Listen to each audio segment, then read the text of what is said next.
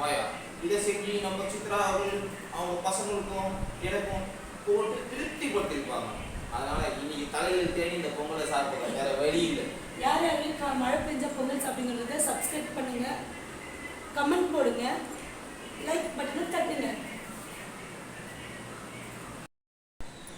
இன்றைக்கி மதியம் சாப்பாடு வந்து 1:30 மணி ஆயிடுச்சு.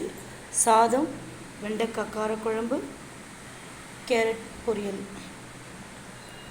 சென்னையில் நல்ல மழை பெய்யுது. குளு குளு குளு குளுன்னு காற்றடிக்குது.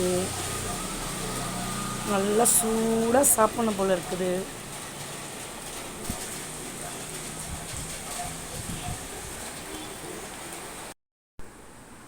Bajji ready, chutney ready. எப்படி இருக்கும் சாப்பிட்டு பாருங்கள். சூடாக இருக்கா? சூடாக இருக்கு.